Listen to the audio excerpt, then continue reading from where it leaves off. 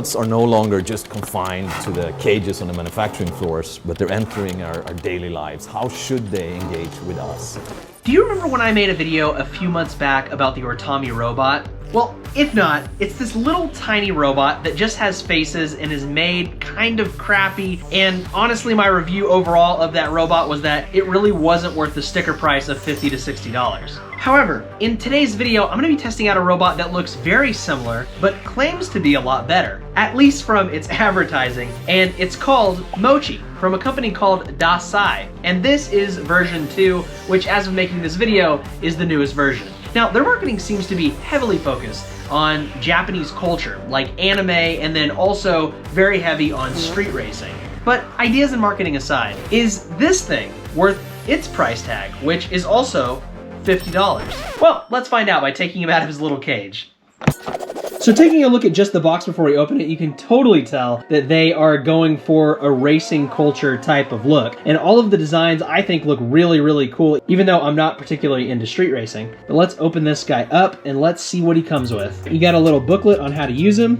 You're presented with a sad face right when you open. Then you've got the robot itself, which this is really small. I actually expected it to be a little bit bigger, but I guess if it's supposed to go in your car and on your dashboard, you probably don't want something too big. Underneath, you've got a little Velcro stick, which I'm assuming is for your dashboard in your car. And then you've got the USB cord, which is going to keep it all charged up. A second little sticky Velcro pad. And then you've got a little bit more design work down here. I kind of hoped that it was going to come with stickers, but I guess it doesn't. So, oh, brother, this guy stinks! this is everything the Mochi comes with, so let's turn them on.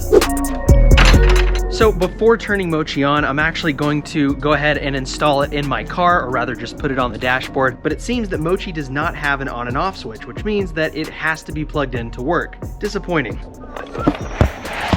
And Mochi is on. Now I just need to figure out where I'm gonna put him in here. And this cord is super annoying. He actually looks like he might be pretty cool right up here. Just FYI, you can take this helmet off and actually buy different helmets for him online.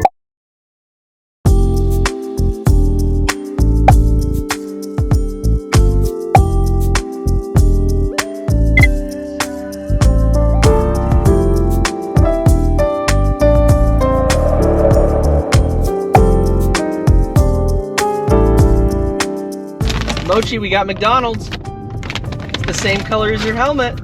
You want some?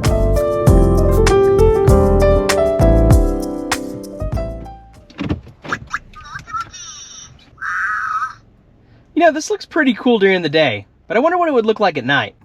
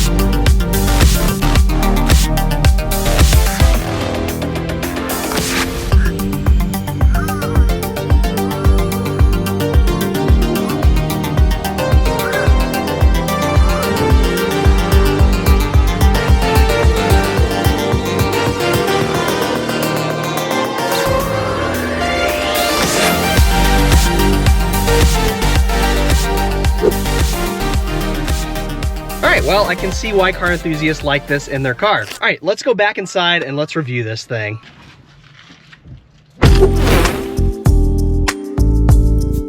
Final thoughts on the Mochi. I don't actually have it in here, it's still in my car. But I feel like it's good and it's bad. Let's start off with the things that I like first. Number one, he's obviously cute with a great design. I really like the effort that they put into it, especially since I'm kind of comparing this to the Origami that I had reviewed a while back. This one feels like it's way better built, and it also is just a lot cuter with the little helmets and just all the branding that surrounds it. Now, number two, which isn't necessarily about the robot itself, but more about the marketing. I like that the purpose of this robot is really well known through the marketing. Like, you know that it's for your car. You also know that you're not able to talk to it and it can hear you back. It's just a simple robot. I almost think of it as like an LED accessory or something that you would get for your car to make it look cool. Plus, as I've stated a lot, I think the racing theme is really unique. I actually told my best friend Neil, who is super into race cars and stuff. You may remember him from the Collin Creek Mall documentary, but I was telling him all about this little robot because he has his car all souped out, and I think it would look really cool in his car with maybe a different helmet color, maybe a blue since his car's blue. And he was telling me that he follows a lot of racing pages on like Facebook and Instagram where people are actually obsessed with this little robot. So they've really got their marketing down. And the third thing that I really like about this robot is that if you read inside the booklet that it comes with, it says that the faces are essentially AI generated. But unlike the robot that I reviewed a couple weeks ago, that robot dog from Temu, who claimed it was AI, and it definitely wasn't AI, this one does have a little bit of AI automation, but they don't market it as AI, which I really appreciate, because if I were to hear that this was AI and bought it, and then I were to put it on my desk or in my car, I would be super bummed. So I like that it's not falsely advertised. They know exactly who they're advertising to. So, well, all that sounds great. I do have some pretty big complaints about this robot. Number one, there's no on and off switch. So just be aware if you're gonna get this robot that you're gonna have to figure out where its placement is. And again, you can get the attachment that they sell online that can actually hook into your car, but still there's gonna be a wire somewhere probably, unless, well, maybe you can hide it. But for me, I'm gonna probably keep mine in my car, but it's got a USB cord that I'm gonna have to try and hide. So that's definitely a negative to me. Number two, like I said, I kind of compare this to like a really cool LED strip or like some sort of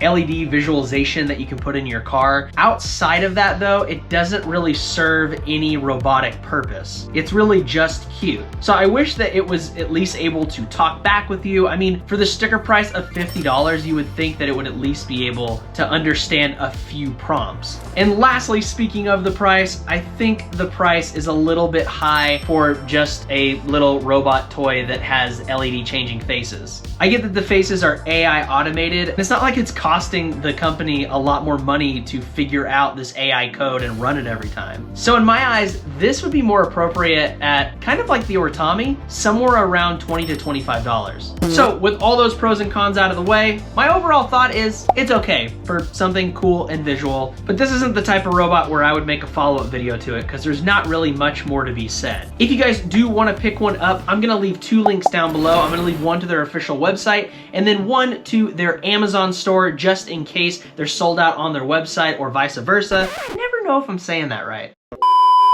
But I'll leave both of those links down in the description below if you want to pick up your very own little cute Dasai, hope I'm pronouncing that correctly, Mochi Robot. All right, let's erase this off the screen. Bruh.